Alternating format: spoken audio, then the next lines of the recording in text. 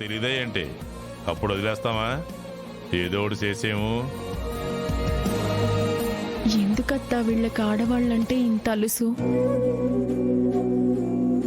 నా కడుపులో పెరుగుతున్నది కూడా ఆడబిడ్డో మగబిడ్డో తెలియకుండా ఇంత రాద్ధాంతం చేస్తున్నారంటే బిడ్డని కనాలంటే కూడా భయం వేస్తుంది.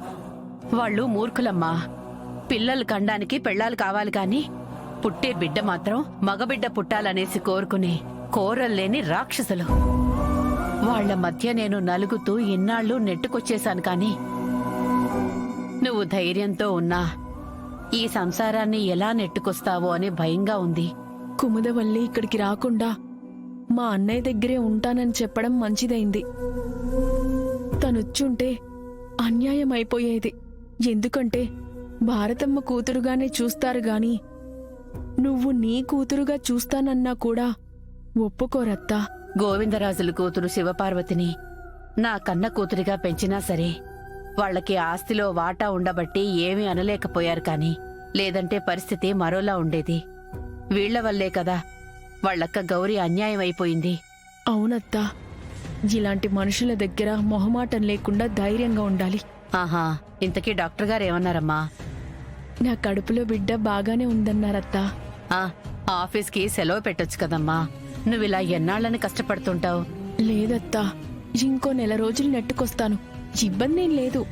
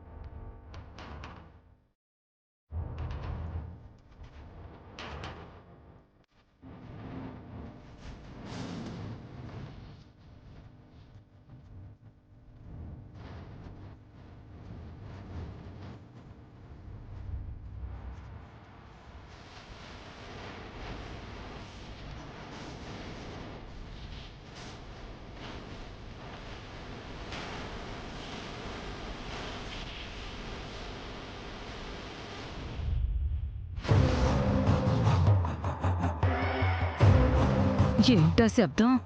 ఈ నిశ్శబ్దంలో ఆకూగిన చెట్టు ఊగినంత శబ్దం వస్తుంది. ఎవరో లేరు గాని నీ పన్ను గాని పాపాలో.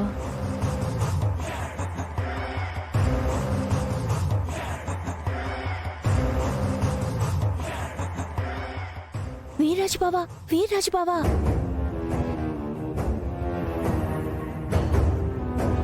వచ్చావా అమృత? విగ్రహాలు కనిపించాయా? ఇప్పుడే అలా తీశాను, ఇలా నా దేవత కనిపించింది.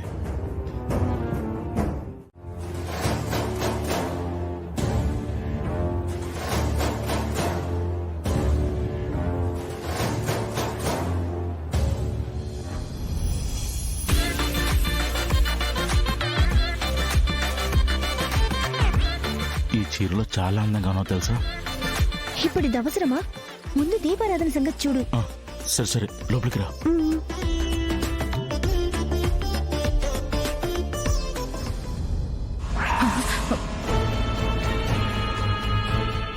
ఏంది మళ్ళీ ఎవరో నడుస్తున్న శబ్దం వస్తా ఉండది?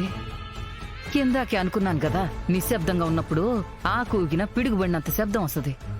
ఎవరయ్యి ఉండర్లే.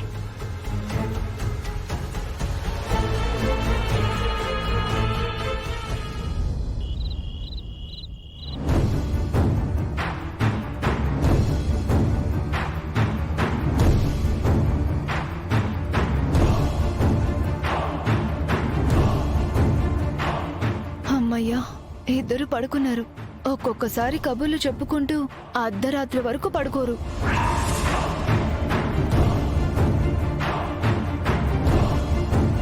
ఇదెప్పుడు బెడ్షీట్ మొత్తం కప్పుకోదు కదా, ఇప్పుడు ఎందుకు ఇలా కప్పుకుంది?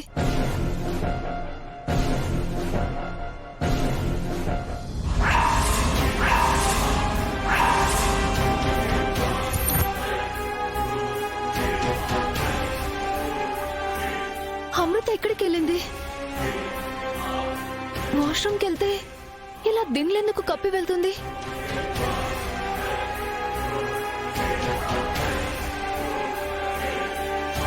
అమృత, అమృత, ఇక్కడ కూడా లేదేంటి?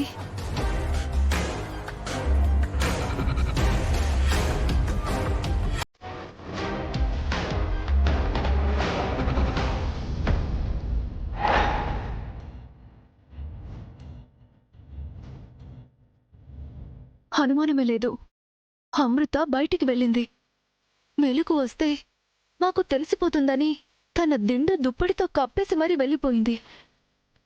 ఈ టైంలో మాతో చెప్పకుండా వెళ్ళాల్సిన అవసరం తనకేముంది?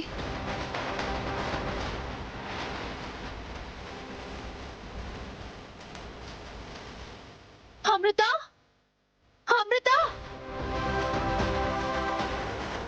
అమృత,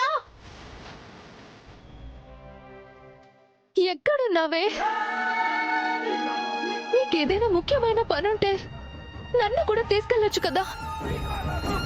అన్నయ్యకి చెప్పేస్తానని భయపడిపోయిందేమో. ఇలా చెప్పకుండా వెళ్తే ఎలాగే?